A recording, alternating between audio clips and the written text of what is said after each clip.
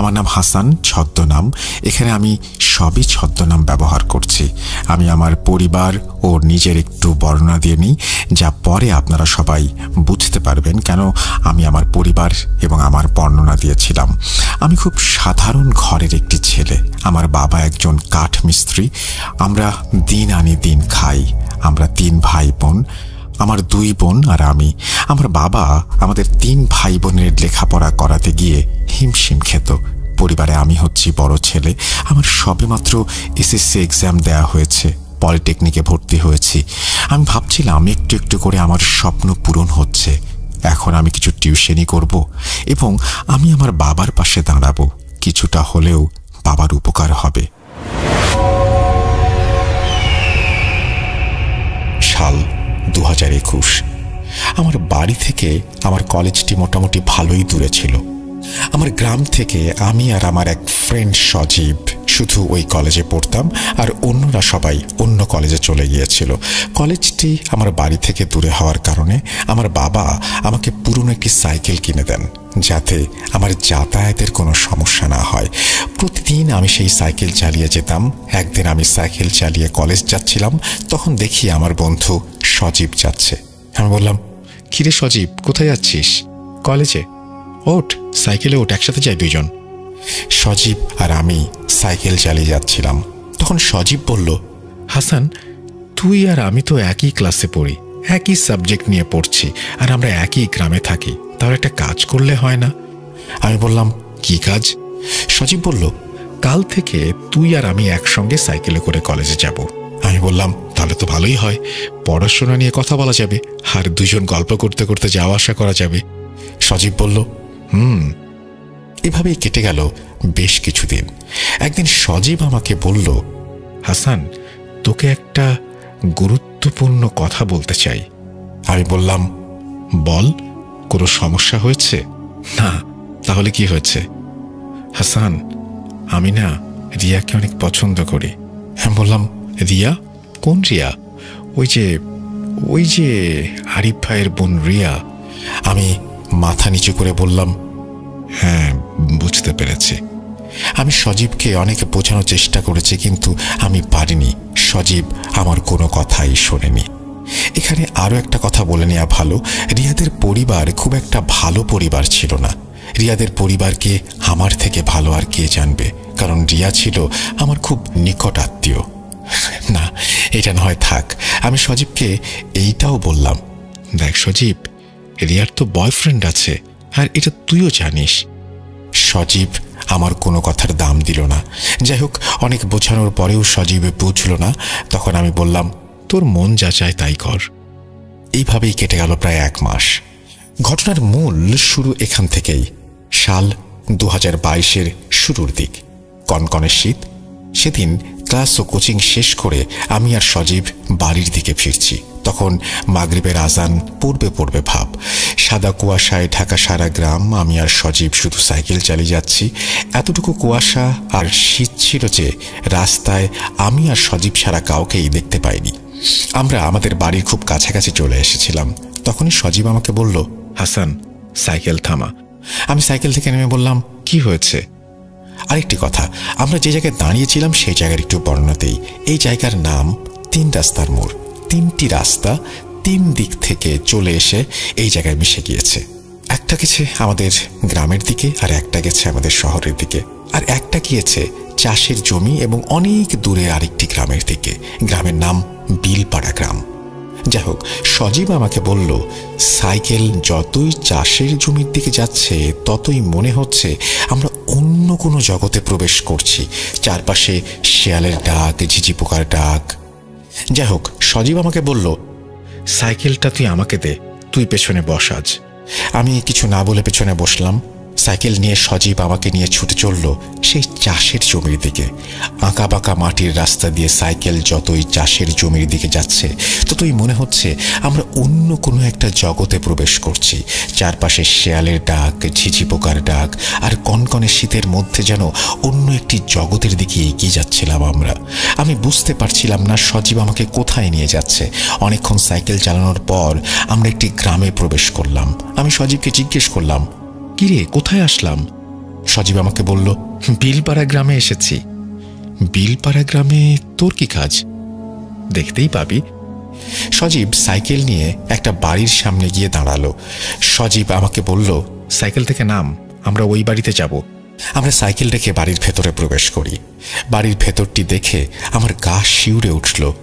একে তো কুয়াশায় ঢাকা পুরো গ্রাম, তার মধ্যে কনকনে শীত, আর তার মাঝখান দিয়ে এক টুকরো চাঁদের আলো এসে পড়েছে জমিতে, যা এক ধরনের ভয়ঙ্কর পরিবেশ তৈরি করেছে। বাড়ির ভেতরটি ছিল এই রকম যে বাড়ির উঠোনে বিশাল একটা তেঁতুল গাছ আর 3টি ছোট বড় ঘর। চাঁদের আলো আর মোবাইলের আলোতে আমি যা দেখতে পাই তা হলো, তেঁতুল গাছটি দেখে আমি কিছুটা ভয় পেয়ে যাই, কারণ এই গাছটি আর 4টি গাছের মতো স্বাভাবিক নয়। তেঁতুল গাছটির গোড়ায় অনেক রকমের খাবার, গাছটিকে সাদা, কালো, লাল ইত্যাদি সুতা দিয়ে পেঁচিয়ে রাখা হয়েছে। অবাক করা বিষয় হলো, গাছটি দেখে আমার মনে হলো গাছটিকে প্রতিদিন পুজো করা হয়। যাই হোক, আমি আর সজীব বাড়ির ভেতরে প্রবেশ করে দেখি একটি ঘরে আলো জ্বলছে। আমি আর সজীব সেই ঘরের সামনে যাই এবং তখনই সজীব বলে ওঠে, কাদের কাকা আছেন ঘরে? তখনই একজন বৃদ্ধ মহিলা এসে বলে, কে তোমরা, কেন এসেছ? আমার বন্ধু সজীব বলল, কাকি, কাকাকে গিয়ে বলেন সজীব নামে একজন এসেছে, আমি কাকার সাথে মোবাইলে কথা বলে এসেছি। তখন বৃদ্ধ মহিলাটি বলল, তোমরা একটু অপেক্ষা করো।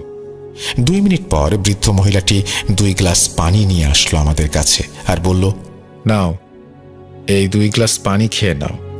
আর একটা কথা, পানি খাবার সময় বিসমিল্লাহ বলা লাগবে না, আর বাম হাতে নিয়ে খেও। এই কথাটি শুনে আমার কিছুটা রাগ হলো। আমি পুরোপুরি ইমানদার নই, তাই বলে কিছু খাবার আগে বিসমিল্লাহ বলবো না এবং বাঁ হাত দিয়ে খাবো, এটা হয় নাকি? আমি সেই বৃদ্ধ মহিলার কথা না শুনে নিচে বসে বিসমিল্লাহ বলে ডান হাত দিয়ে পানিটি পান করি।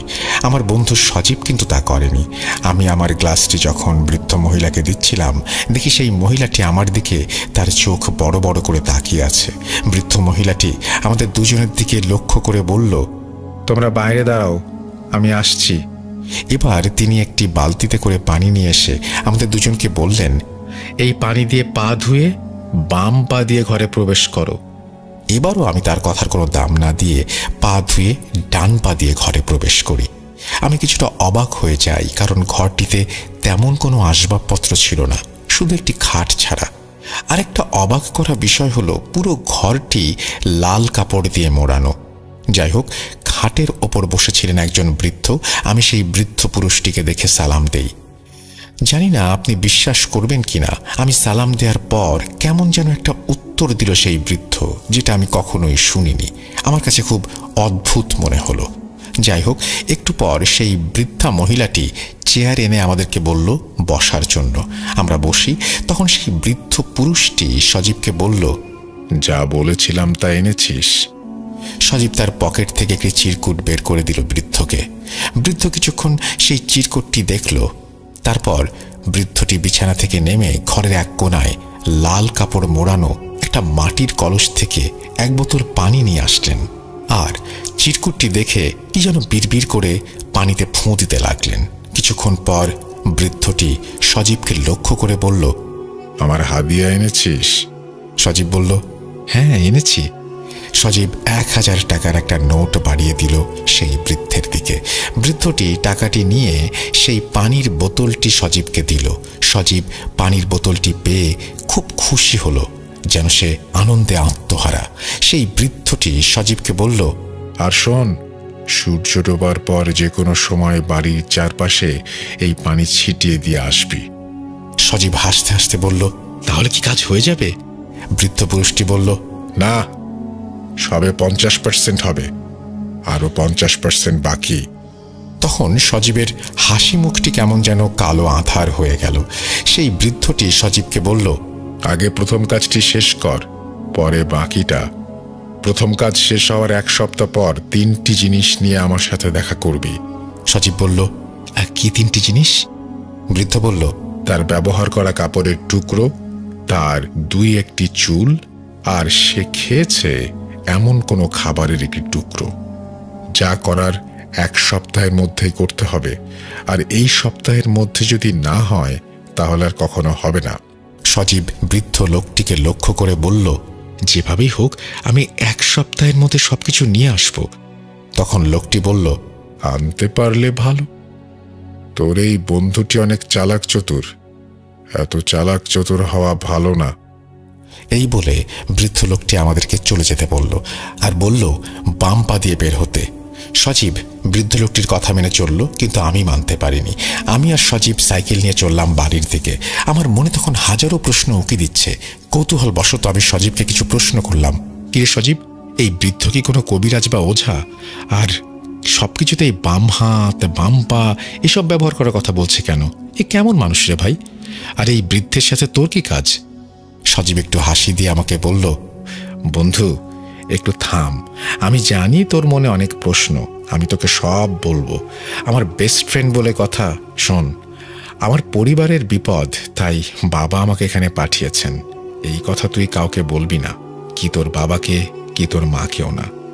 আচ্ছা ঠিক আছে, কিন্তু বৃদ্ধ লোকটি যে তোর কাছে চুল, কাপড়, খাবারের টুকরো চাইলো, এগুলো কি জন্য?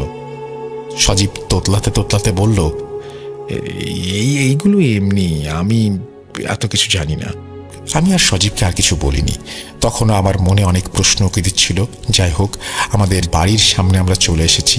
সজীব আমাকে সাইকেল দিয়ে আমাকে বলল, বন্ধু কাউকে কিছু বলিস না। আমি বললাম, আরে সমস্যা নেই, আমি কাউকে কিছু বলবো না। সেই বলে সজীব তার বাড়ির দিকে চলে গেল আর আমি আমার বাড়ির দিকে চলে আসলাম। এভাবেই কেটে গেল প্রায় 6 থেকে 7 দিন। সেদিন ছিল শনিবার। আমি আর সজীব ক্লাসের কোচিং শেষ করে বাড়ি ফিরছিলাম। সজীব বলল, হাসান আজকে একটু বিলপাড়া যাওয়া লাগবে। আমি বললাম, আমি যাব না। সজীব নাছোড়বান্দা, আমাকে না নিয়ে সে যাবে না, অনেক কাকুতি মিনতি করলো। তারপর আমি রাজি হই সেখানে যাবার জন্য, কিন্তু আমি সজীবকে একটা শর্ত দিই যে আমি বাড়ির ভেতরে প্রবেশ করব না। সজীব বলল, আচ্ছা ঠিক আছে। সজীব আর আমি সাইকেল নিয়ে ছুটলাম সেই বিলপাড়া গ্রামের উদ্দেশ্যে। চারপাশে শুধু চাষের জমি আর চাষের জমি। চাষের জমির মাঝখান দিয়ে ছোট্ট একটা রাস্তা, সেই রাস্তা দিয়ে ছুটে চলেছে আমাদের সাইকেলটি। অনেকক্ষণ সাইকেল চালানোর পর আমরা গিয়ে পৌঁছালাম বিলপাড়া গ্রামের ওই বাড়িতে।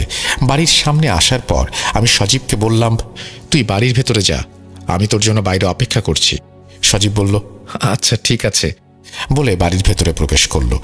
সজীব বাড়ির ভেতরে প্রবেশ করার পর আমি ভালো করে চারদিকটা দেখছিলাম। শ্রোতারা বিশ্বাস করবেন কিনা জানি না, এই আধুনিক যুগেও এই বাড়িটিতে কোনো আধুনিকতার বিন্দুমাত্র ছোঁয়া নেই, যেমন বিদ্যুৎ, টেলিভিশন ইত্যাদি। আরও অবাক করা বিষয় হলো, ছোট বড় ঘর আছে 3টি, তবে আমার চোখে মানুষ পড়েছে মাত্র 2 জন। বৃদ্ধ বৃদ্ধা ছাড়া আমি কাউকে এখানে থাকতে দেখিনি। আর এই বাড়ির আশেপাশে কোনো বাড়িও ছিল না। এই বাড়িটি গ্রামের সর্বশেষ বাড়ি, তারপর শুধু বিল আর বিল। আমি বিলের দিকে তাকিয়ে শুধু ভাবছিলাম, কি করে এখানে 2 জন মানুষ, তাও আবার বৃদ্ধ বৃদ্ধা, থাকতে পারেন। আমার মনে মনে অনেক খারাপ লাগছিল। তখনই হঠাৎ করে আমার কাঁধে কেউ যেন হাত রাখলো। আমি কিছুটা চমকে যাই, পেছনে তাকিয়ে দেখি আমার বন্ধু সজীব। সজীব আমাকে বলল, চল তোকে ভেতরে ডাকছে। আমি বললাম, আমি ভেতরে যাব না, তোকে আগেই বলেছি, আর ওদের নিয়ম কানুন আমার ভালো লাগে না। তখন সজীব আমাকে বলল, বন্ধু আমরা তো আর এখানে আসবো না, আজকেই শেষ। তুই আমার বেস্ট ফ্রেন্ড, আমার আর আমার পরিবারের জন্য আরেকটু কষ্ট কর। আমি আর না করতে পারলাম না। আমি সজীবের সাথে বাড়ির ভেতরে প্রবেশ করি। প্রথম দিন আমি আর সজীব যেই ঘরে গিয়েছিলাম, আজকে আর আমাদেরকে সেই ঘরে নেয়নি। বৃদ্ধ মহিলাটি সজীবকে আর আমাকে বলল, আমার সাথে চল। মহিলাটি আমাদেরকে নিয়ে তেঁতুল গাছের গোড়ায় বড় একটি ঘরে নিয়ে যায়। যেই না আমি আর সজীব ঘরের ভেতরে প্রবেশ করেছি, তখনই বৃদ্ধ মহিলাটি একটু রাগান্বিত হয়ে আমাকে বলল, দাঁড়া, এত তাড়া কিসের? তোদের আগে পানি পান করাই, তারপর পা ধুয়ে ঘরে প্রবেশ করবি। এবার আমি একটু রাগান্বিত হয়ে বললাম, আমি বিসমিল্লাহ না বলে কিছু খেতে পারবো না, আর বাম পা বা বাম হাতও ব্যবহার করতে পারবো না। তখন আমার বন্ধু সজীব আমাকে শান্ত হওয়ার জন্য বলল। যাই হোক, আমরা ঘরে প্রবেশ করি। ঘরে প্রবেশ করে দেখি পুরো ঘর আগরবাতির ঘ্রাণে মোমো করছে, আর ঘরের চারপাশে হরেক রকমের মোমবাতি জ্বলছে। আর ঘরের এক পাশে একটি আসন করে চোখ বন্ধ করে বসে আছেন সেই বৃদ্ধ লোকটি আমাদের অস্তিত্ব বুঝতে পেরে সজীবকে উদ্দেশ্য করে বলল, কিরে, তোকে যা আনতে বলেছিলাম এনেছিস? উত্তরে সজীব বলল, হ্যাঁ আনতে পেরেছি। তখন বৃদ্ধ লোকটি বলল, কই দে দে দেখি কি এনেছিস। সজীব বৃদ্ধ লোকটির দিকে লাল একটি কাপড়ের ব্যাগ এগিয়ে দেয়। তারপর বৃদ্ধ লোকটি ব্যাগ থেকে এক এক করে 3টি জিনিস বের করে, কিছু চুল, একটি ছোট কাপড়ের টুকরো, অর্ধেক খাওয়া একটি চিকেন ফ্রাই। আর এই 3টি জিনিস দেখে বৃদ্ধ লোকটি একটা চিৎকার দিয়ে উঠল, আরে এই 3টি জিনিসকে একটি মাটির পাত্রে রাখতে বলেছে কে? শোন, আমি একটা কাজ শেষ করে আসছি, আর একটা কথা, ঘরের বাইরে যাই হয়ে যাক না কেন, তোরা কেউ ঘর থেকে বের হবি না। এই বলে বৃদ্ধ মহিলাটি ও বৃদ্ধ পুরুষটি সজীবের দেয়া জিনিসগুলো নিয়ে বাইরে চলে যায় আর ঘরের দরজাটি ভালো করে বন্ধ করে দিয়ে যায়। ও, আরেকটি কথা বলতে ভুলে গিয়েছিলাম। বৃদ্ধ লোকটি সজীবকে বলেছে, আমি তোকে পানি পড়া দেওয়ার একদিন পর তুই পানি ছিটিয়ে দিয়েছিলি, তাই না? সজীব বলল, হ্যাঁ। তখন বৃদ্ধ লোকটি চিৎকার করে বলল, আমার প্রভু ওজিরের কাছে আর কোনো কিছুই অসম্ভব না। ওজিরের দয়ায় তোর একটি কাজ হয়েছে, আশা করছি এটাও হয়ে যাবে। যাই হোক, তারা 2 জন চলে যাওয়ার পর আমি সজীবকে জিজ্ঞাসা করলাম, কিরে সজীব, কি হচ্ছে এসব? আর কি সব কুফরি কথাবার্তা বলছে? সজীব আমার কথার কোনো উত্তর দিল না। আর তখনই হঠাৎ বাইরে তুমুল ঝড় বৃষ্টি শুরু হলো। আমি আর সজীব কিছুটা ভয় পেয়ে যাই। আমি সজীবকে বলতে লাগলাম, কিরে, এই শীতের দিনে আবার ঝড় শুরু হলো কিসের? তখন আমি দেখি সজীব ভয় পেয়ে ভীতুর মতো একটি চেয়ারে বসে আছে। আমি বাইরে কি হচ্ছে দেখার চেষ্টা করি, কিন্তু কিচ্ছু দেখতে পাইনি। বাইরে এতটাই ঝড় হচ্ছিল যে মনে হচ্ছে এক নিমিষেই সব শেষ করে দেবে। তখনই বাতাসের তীব্র গতিতে দরজাটি খুলে যায়, আর তারপর দেখি ঘরের বাইরে তেঁতুল গাছটি যেন এখনই ভেঙে পড়বে। আর সেই তেঁতুল গাছটির গোড়ায় বসে বৃদ্ধ পুরুষ ও মহিলাটি কোনো একটি অবয়বকে পুজো করছে। আর তাদের পুজোকে লক্ষ্য করে বেশ কিছু কালো অবয়ব তাদের চারপাশে ঘোরাঘুরি করছে। এই দেখে আমি ভয়ে সজীবের কাছে যাই আর রাগান্বিত হয়ে বলি, তুই এই কোথায় নিয়ে আসলি আমাকে? সজীব ভয়ে কিছু বলতে পারছিল না। এভাবে ঝড় চলল 15 থেকে 20 মিনিটের মতো। কিছুক্ষণ পর আমাদের মনে হলো ঝড় থেমে গেছে। তার কিছুক্ষণ পর আমরা দেখি আমাদের দরজাটি খুলেছে। ঘরে প্রবেশ করলো সেই বৃদ্ধ আর বৃদ্ধা। তারা আমাদের দুজনকে দেখে বলল, বিশেষ করে আমাকে লক্ষ্য করে বলল, কিরে, ভয় পেয়েছিস? এই বলে বৃদ্ধ লোকটি একটু হাসলো। বৃদ্ধ লোকটি হাসতে হাসতে তার আসনে গিয়ে বসলো আর বলল, সজীব, তোর কাজ হয়ে গেছে। তারপর সেই বৃদ্ধ লোকটি সজীবের দিকে 2টি তাবিজ এগিয়ে দিয়ে বলল, শোন, এই তাবিজগুলো পড়ার নিয়ম, প্রথমে তোকে কাপড় চোপড় সবকিছু ছেড়ে 2টি তাবিজ 2 জায়গায় পড়তে হবে, একটি বাম হাতে আর একটি তোর কোমরে। আর দ্বিতীয় নিয়ম হলো, সে রাতে কোনো কাপড় চোপড় ইউজ করা যাবে না। কি পারবি? সজীব বলল, আমি সব করতে পারবো। আমি বললাম, কিরে সজীব, তুই পাগল হয়ে গেলি নাকি? সজীব আমাকে ধমকের সুরে বলল, তুই চুপ থাক। সজীবের কাছে আমি এরকম ব্যবহার আশা করিনি। যাই হোক, আমি আর সজীব তাদের কাছ থেকে বিদায় নিয়ে চলে আসব। তখনই সেই বৃদ্ধ লোকটি বলে উঠল, বাম পা দিয়ে বের হ। আর শোন, তাবিজ 2টো বাঁধার আগে তেঁতুল গাছের গোড়া থেকে 2টি সুতো নিয়ে যা, একটি লাল আর একটি কালো। সজীব উত্তরে বলল, আচ্ছা ঠিক আছে। এই বলে সজীব আর আমি ঘর থেকে বের হয়ে যেই না তেঁতুল গাছের গোড়ায় যাই, আমার আত্মারাম খাঁচাছাড়া হয়ে যায়। দেখি গোড়ায় বেঁধে রাখা হয়েছে একটি মুরগি, একটি কোয়েল পাখি, একটি কবুতরের বাচ্চা ও একটি কুঁচে সাপ, আরও কিছু মুরগির মাথা, সিঁদুর ইত্যাদি। কি ভয়ানক দৃশ্য! এইসব দৃশ্য দেখে সজীবকে বললাম, কিরে, এসব তো কুফরি কালামের নমুনা। সজীব একটু মুচকি হেসে বলল, আরে না, কাদির কাকা অনেক ভালো মানুষ। হ্যাঁ হ্যাঁ, তা তো দেখতেই পাচ্ছি। তখনই ঘরের ভেতর থেকে সেই বৃদ্ধ লোকটি বলে উঠল, কিরে, নিতে পেরেছিস? সজীব বলল, জি পেরেছি। তারপর সেই বৃদ্ধ লোকটি বলল, এখন এখান থেকে তাড়াতাড়ি চলে যা, অনেক রাত হয়েছে, আর আমার টাকার কথা ভুলিস না যেন। এই বলে বৃদ্ধ লোকটি থেমে যায়। আমি আর সজীব লাল সুতো, কালো সুতো আর তাবিজ নিয়ে রওনা হলাম। বাড়ি আসতে আসতে আমি সজীবকে অনেক প্রশ্ন করি, আর উত্তরে সজীব বলে পরিবারের অনেক বিপদ, তাই সে এমন কাজ করেছে। এই বিষয়টি 5 কান করতে চায় না সে।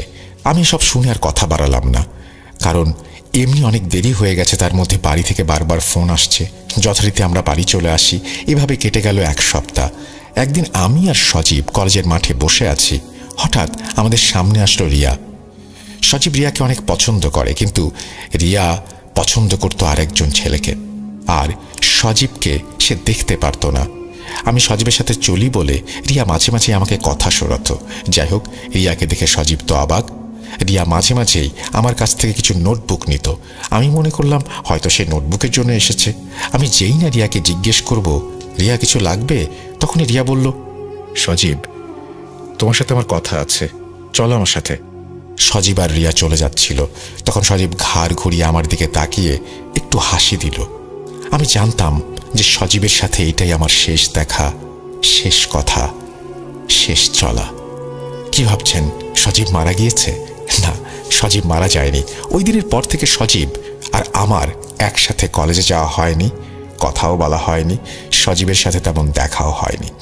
প্রিয় শ্রোতা, আপনারা নিশ্চয়ই বুঝতে পারছেন আমি কেন বলেছিলাম সঙ্গদোষে সর্বনাশ। এখন আমি যতটুকু বলবো তার অর্ধেক বলবো, আর অর্ধেক বলবে আমার খালাতো ভাই রাকিব। যাই হোক, এভাবে কেটে গেল প্রায় 1 মাস। সজীবের সাথে আমার কথা হয়নি, আমিও নিজে সজীবের সাথে কখনো দেখা করতে যাইনি। একদিন আমি কলেজের মাঠে বসে আছি আর ভাবছি, সজীব তো আমার বেস্ট ফ্রেন্ড ছিল, আমার বিপদে সে আসতো, আমি তার বিপদে যেতাম। আজ এমন কি হলো যে সজীব আমার সাথে আর কথা বলে না? তখনই আমার এক ক্লাসমেট আমাকে এসে বলল, হাসান, কিছু শুনেছিস? আমি বললাম, কি শুনবো, কি হয়েছে? তখন আমার ক্লাসমেট বলল, সজীবের সাথে রিয়ার তো ভালো একটা সম্পর্ক গড়ে উঠেছে। আমি একটু মুচকে এসে বললাম, মানুষের মন কখন যে কোন দিকে যায়। যাই হোক, আমি ক্লাস ও কোচিং শেষ করে বাড়ি ফিরছিলাম। যদি ভুল না করে থাকি, সেদিন ছিল শনিবার, 15/3/2022। আমি যখন আমাদের বাড়ির 3 রাস্তার মোড়ের খুব কাছাকাছি, তখনই দেখি কেউ একজন আমাকে ইশারা করে সাইকেল থামানোর জন্য বলছে। আমি 3 রাস্তার মোড়ে সাইকেলটা দাঁড় করাই, আর সেই বিলপাড়া গ্রামের বৃদ্ধ লোকটি, সেই লোকটিকে দেখে আমি সালাম দিই, কিন্তু তিনি আমার সালামের কোনো উত্তর না দিয়ে আমাকে বললেন, টাকা কোথায়? এই পর্যন্ত আমার টাকা কেউ মেরে দিতে পারেনি, তুইও পারবি না। তোর প্রতি আমার একটু মায়া হলো বলে আমি নিজেই তোর কাছে আসলাম, আর আমি কখনো কারো কাছ থেকে চেয়ে কোনো কিছু নেই না। টাকাগুলো দে, আমি চলে যাই। বৃদ্ধ লোকটির সব পাগলামি কথাবার্তা শুনে আমি কিছুটা রাগান্বিত হয়ে যাই আর বলি, কি আজে বাজে কথা বলছেন? আমি কেন আপনাকে টাকা দেব, আর আপনি আমাকে কেন এসব বলছেন? বৃদ্ধ লোকটি আমাকে বলল, আমি জানি না, আমার টাকা তোর কাছেই আছে, ভালো করে বলছি, টাকা দিয়ে দে। তখন আমি বললাম, আপনার কোনো প্রকারের টাকা পয়সা আমার কাছে নেই, সজীব কি আপনাকে টাকা দেয়নি? তখন বৃদ্ধ লোকটি রাগান্বিত হয়ে বলল, তোরা দুইজন আমার সাথে মজা করছিস, তাই না? এই বলেই বৃদ্ধ লোকটি আমার মাথার চুলের মুষ্টি ধরল, এত জোরে ধরল যে আমার মনে হচ্ছিল আমার মাথার সব চুল ছিঁড়ে চলে আসবে। আমি বৃদ্ধ লোকটিকে পাগল বলে ধাক্কা মারি। তিনি আমার থেকে কিছুটা দূরে সরে যান। সেই বৃদ্ধ লোকটি অন্য কোনো ভাষায় আমাকে কিছু একটা বলে চলে যান বিলপাড়ার দিকে। আমি আমার মাথায় হাত দিয়ে দেখি বেশ কিছু চুল ছিঁড়ে গিয়েছে। আমি তখনই সজীবের বাড়ির দিকে রওনা হলাম। আমি সজীবকে বাড়িতে পাইনি। প্রিয় শ্রোতা ও রাসেল ভাই, আমি জানতাম যে আজকের পর আমার জীবন এখানেই থেমে যাবে। সংক্ষিপ্ত আকারে আমি আমার বর্ণনা দিই আমার সাথে কি হয়েছিল। আমি বাড়ি আসার পর অনেক অসুস্থ হয়ে পড়ি। এতটাই অসুস্থ হয়ে পড়ি যে আমাকে 3 মাস হসপিটালের বেডে কাটাতে হয়, এবং তারপরও আমি সুস্থ হইনি। তারপর কি হয়েছিল তা বলবে আমার খালাতো ভাই রাকিব। হাসানকে 3 মাস হসপিটালে রাখার পরেও হাসান সুস্থ হচ্ছিল না, আর আমরা টাকা পয়সার দিক থেকেও দুর্বল হয়ে পড়ছিলাম। আশা করি আপনারা সবাই জানেন হাসানের বাবা ছোটখাটো কাজ করত।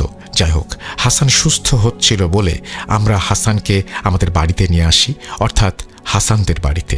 বাড়ি আনার পর শুরু হলো হাসানের আর এক সমস্যা। তা হলো হাসান অনেক পাগলামি করতে লাগলো, যেমন ফাঁসি নেয়া, নিজের হাত পা কেটে ফেলা, কাউকে দেখলে মারধর করা, ইত্যাদি ইত্যাদি।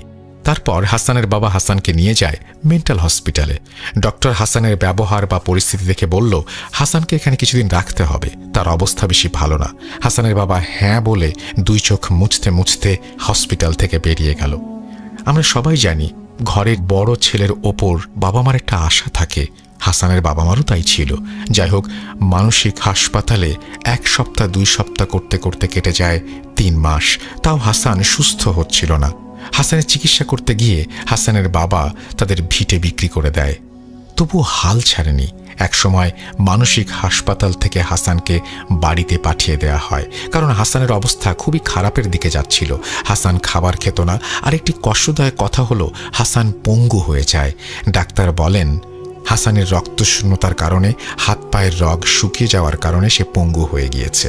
আরেকটি কথা বলতে ভুলে গিয়েছিলাম, হাসানকে অনেক হুজুর কবিরাজও দেখানো হয়েছে, কেউ কিছু বলতে পারল না, হাসানের সমাধান দিতে পারল না।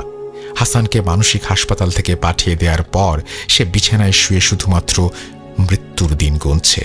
আমরা আমাদের সামর্থ্য মতো যতটুকু পেরেছি তা করেছি, কিন্তু আমরা একটা সময় আর পারিনি। আমরা হাসানের আশা ছেড়ে দেই। তখনই আমরা আশার আলো দেখতে পাই। বাংলায় একটি কথা আছে, রাখে আল্লাহ মারেকে। হঠাৎ আমাদের গ্রামে বাংলাদেশের নাম করা এক হুজুর আসেন ওয়াজ মাহফিলে। গ্রামের অনেকেই বলাবলি করছিল এই হুজুর নাকি অনেক বড় মাপের আলেম, তিনি অনেক কিছুর সমাধান করতে পারেন। এই কথা শুনে আমি আর হাসানের বাবা চলে যাই সেই হুজুরের কাছে। হুজুরের মাহফিল শেষ হলে আমরা হুজুরের সাথে কথা বলি। হুজুর বলেন, আমি তো এখন যেতে পারবো না, আমার আরেক জায়গায় ওয়াজ মাহফিলে যেতে হবে। গ্রামের মানুষ ও আমাদের কাকুতি মিনতি দেখে হুজুর হাসানকে এক নজর দেখতে আসেন। হুজুর বাড়ির ভেতরে প্রবেশ করেই বললেন, এই বাড়ি তো একটা আড্ডাখানা হয়ে গিয়েছে, কিভাবে আছেন এই বাড়িতে? এই বলে হুজুর হাসানের ঘরে প্রবেশ করে। হুজুর হাসানকে দেখেই আল্লাহু আকবার বলে চিৎকার দিয়ে ওঠেন। বলেন, এই ছেলে এখনো জীবিত আছে কিভাবে তা আল্লাহই ভালো জানেন। হাসানের বাবা জিজ্ঞেস করেন, হুজুর কি হয়েছে আমার ছেলের? হুজুর যা বলেন তা শোনার জন্য হয়তো হাসানের বাবা মা কেউই প্রস্তুত ছিলেন না। হুজুর বলেন, তার উপর অনেক খারাপ ধরনের কালো জাদু করা হয়েছে। কালো জাদুর কিছু ভাগ আছে। হাসানের ওপর করা হয়েছে খুব নিকৃষ্ট এবং নাপাকি জিনের সর্দার দ্বারা করানো কোনো জাদু। আমি এখানে ওর কোনো চিকিৎসা করতে পারবো না। হুজুর বলছেন হাসানকে শুক্রবার সকালে আমার মাদ্রাসায় নিয়ে আসবেন। হুজুরের কথা মতো আমরা শুক্রবার সকালে হুজুরের মাদ্রাসায় চলে যাই হাসানকে নিয়ে। হুজুর হাসানকে দেখে বললেন, সে বসতে পারবে না, তাই তাকে এখানে শুইয়ে দিন। তারপর হুজুর হাসানের চারপাশে একটা গোল বৃত্ত এঁকে দিলেন। তারপর ছোট বড় মোট 15 জন হুজুর নিয়ে শুরু হলো হাসানের রুকাইয়া। আমরা তখন বাইরে দাঁড়িয়েছিলাম। আমরা অনেক কিছুর আওয়াজ শুনতে পাই এবং অনেক কিছুর ধস্তাধস্তির শব্দ শুনতে পাই। যাই হোক, রুকাইয়া চলে প্রায় 1 ঘন্টা। কিছুক্ষণ পর হুজুর ঘর থেকে বেরিয়ে আসেন আর আমাদেরকে যা বলেন তা শোনার জন্য আমরা মোটেও প্রস্তুত ছিলাম না। বলছেন, আমি তো আগেই বলেছিলাম হাসানকে কালো জাদু করা হয়েছে, আর হাসানের উপর যে কালো জাদু করা হয়েছে তা সাধারণ কেউ করতে পারবে না, কারণ এই জিনকে পেতে হলে মানুষ কুরবান করতে হয়। আর হাসানকে যেই কবিরাজ কালো জাদু করেছে সে তার 3 ছেলে মেয়েকে কুরবান করেছে সেই জিনকে পাওয়ার জন্য। আর এই জিনের আছে অলৌকিক অনেক ক্ষমতা, যা অন্য কোনো জিন কখনো করতে পারে না। অন্য জিনের সেই ক্ষমতা থাকে না। আর এই জিন হচ্ছে সর্দার জিন। আর জিনও বারবার ফিরে আসছিল, কারণ কবিরাজের জিনগুলো ছিল নাপাক এবং পোশাকবিহীন। আপনারা জানেন কি কেন হাসানকে কালো জাদু করা হয়েছে? হাসান আর হাসানের এক বন্ধু একটি মেয়ের ওপর কালো জাদু করার জন্য যে কবিরাজের কাছে গিয়েছিল, কবিরাজ কিছু টাকার জন্য সেই কালো জাদুটি উল্টে হাসানের ওপর করে। হাসান আর তার বন্ধু কবিরাজকে বলেন, যদি আপনি জাদুর কাজ করে দেন, আমি সেই মেয়েকে পাই, তাহলে আপনাকে আমি সব টাকা, অর্থাৎ আমার সব টাকা দিয়ে দেব, এবং কাজ না হলে কোনো টাকা পয়সা আমি দেব না। কবিরাজের কালো জাদু কাজ করে, কিন্তু কবিরাজকে কোনো টাকা পয়সা দেয় না। কবিরাজ অনেক দিন হাসানের বন্ধুর কাছে গিয়েছিল, কিন্তু সে টাকা দেয়নি। আর সে বলে, আমি টাকা অনেক আগে হাসানকে দিয়েছি, আপনি তার কাছ থেকে নিয়ে নেন। তারপর থেকে কবিরাজ হাসানকে খুঁজতে থাকে, আর একদিন হাসানের সাথে দেখা হয়ে যায়। সেই কবিরাজ হাসানকে তার টাকা দেওয়ার জন্য চাপ প্রয়োগ করে। হাসান তো কিছুই বুঝতে পারে না।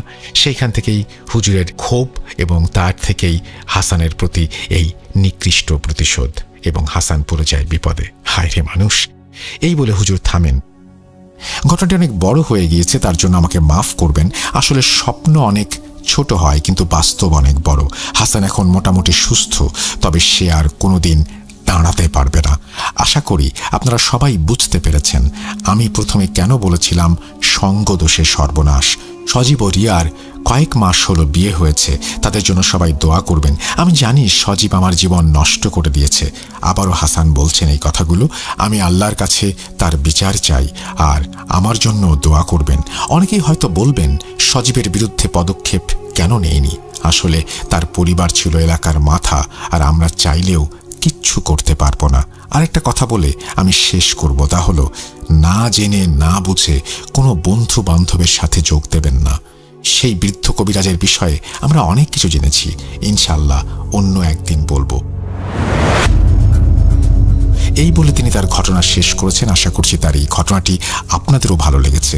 যদি ভালো লেগে থাকে অবশ্যই আমাদেরকে জানাবেন, যদি ভালো না লেগে থাকে তাও আমাদেরকে জানাবেন। আমরা চলে যাব আমাদের পরবর্তী ঘটনায়।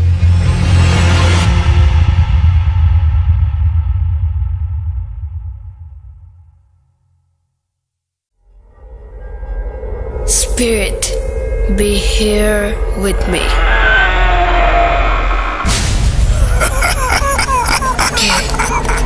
Get to me. Bhoot.com. The fear returns with Russell.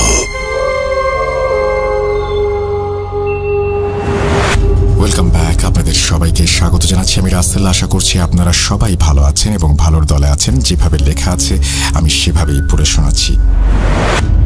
আসসালামু আলাইকুম রাসেল ভাই, আশা করি ভালো আছেন। অবশ্য আপনি ভালোর দলেই থাকেন। আমি ভালো আছি। আমার নাম আবিদ, বাসা গাইবান্ধা। আমি প্রায় কয়েক বছর ধরে আপনাকে শুনে আসছি, কখনো কোনো ঘটনা পাঠাতে পারেনি, যেহেতু আমার পক্ষে স্টুডিওতে গিয়ে ঘটনা বলা সম্ভব না। তাই এই ঘটনাটি আপনাকে লিখে পাঠাচ্ছি। আমি শুনেছিলাম আমার ইমরান মামার মুখ থেকে এই ঘটনাটি মূলত মামার সাথেই ঘটেছিল। দেরি না করে ঘটনায় চলে যাই। আমি ইমরান মামার মতো করেই বলছি। সময়টা ছিল 2013 সাল। তখন আমি অনার্স প্রথম বর্ষে। আমি ছিলাম পরিবারের সবচেয়ে ছোট ছেলে, তাই আদর আবদারও বেশি ছিল। তাই বন্ধু বান্ধবদের দেখা দেখি আমিও একটা মোবাইল ফোনের জন্য আবদার করতে থাকি আব্বার কাছে। আব্বা আমাকে একটা টাচ স্ক্রিন মোবাইল ফোন কিনে দেন 15,000 টাকা দিয়ে। নতুন ফোন কিনেই ফেসবুক অ্যাকাউন্ট খুলে ফেলি। আমাদের বাড়ি থেকে টাওয়ার একটু দূরে থাকায় খুব ভালো নেটওয়ার্ক পেতাম না, তাই মাঝে মাঝে আমরা বাসার বাইরে গিয়ে ফেসবুক ইউজ করতাম। তেমনি এক সন্ধ্যায় মাগরিবের নামাজের পর আমি বাড়ির বাইরে টঙে বসে ফেসবুক ইউজ করছিলাম আর গান শুনছিলাম। হঠাৎ করে আমি লক্ষ্য করলাম একজন বৃদ্ধ মহিলা পেছন দিক থেকে এসে আমার সামনে দাঁড়ালো এবং কিছুক্ষণ তাকিয়ে রইল এবং আমার দিকে একটা সময়ে বিশ্রীভাবে একটা হাসিও দিল। বৃদ্ধ মহিলাটি একটু খাটো, গায়ে ছিল একটা সাদা শাড়ি এবং তার মুখটা ছিল একদম রক্তশূন্য, ফ্যাকাশে ধরনের। তাকে দেখে আমি ভীষণ রকমের ভয় পেয়ে যাই। কান থেকে হেডফোন খুলে মোবাইলে গানটা অফ করে সামনের দিকে তাকাতেই দেখি সামনে আর কেউ নেই। আশেপাশে তাকালেও আর কাউকে দেখতে পাই না। আমি খুব তাড়াহুড়া করে দৌড় দিয়ে বাড়ির ভেতরে চলে যাই। তারপর আম্মাকে ঘটনাটি খুলে বলি। আম্মা বেশ রাগান্বিত হন আমার ওপরে, বলেন সন্ধ্যার পর কেন আমি বাইরে গিয়েছিলাম ইত্যাদি ইত্যাদি। তারপর উনি দোয়া পড়ে আমাকে ফু দেন আর তারপর আমার সাথে আর কোনো ঘটনা ঘটেনি। আমি সন্ধ্যার পর আর বাসার বাইরে যেতাম না। বলে রাখা ভালো, আমি খুব ভালো মাছ ধরতে পারতাম। বলতে গেলে এক প্রকার নেশা ছিল আমার। তাই মাঝে মাঝে বন্ধুদের নিয়ে গ্রামের বিলে বা বিভিন্ন জায়গায় রাতে মাছ ধরতে যেতাম। তেমনি একদিন আমি আর আমার বন্ধু নাসিরউদ্দিন মিলে ঠিক করি যে আজকে রাত্রে মাছ ধরতে যাব। সেদিন আমার গ্রামে ইসলামিক সভা ছিল। নাসিরউদ্দিন আমাকে বলল যে সভা শুনে একটু ঘুমিয়ে মাছ ধরতে যাবে, সে আমাকে এসে জাগিয়ে দেবে। তো যেইভাবে সেই কাজ। রাত 12টার দিকে সভা শুনে এসে ঘুমিয়ে পড়ি।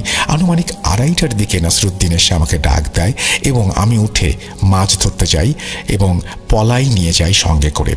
গ্রামের পাশেই বিলের দিকে রওনা হই আমরা। যথাসময় আমরা মাছ ধরতে শুরু করি। সেদিন প্রচুর মাছ পাচ্ছিলাম। যত এগোচ্ছি তত মাছের আনাগোনা যেন বাড়ছিল। দুই বন্ধু মিলে মাছ মারছি, কিন্তু নাসিরউদ্দিন খুব বেশি কেন জানি কথা বলছিল না। এমনিতেই সে অনেক বাঁচাল স্বভাবের এবং তার বিড়ির নেশাও অনেক, কিন্তু সেদিন সে একটা বিড়িও ধরায়নি। আমি টুকটাক সিগারেট খাচ্ছিলাম, তাই নাসিরউদ্দিনকে বলি যে, কিরে বিড়ি ধরা একটা, আর গান বল শুনি।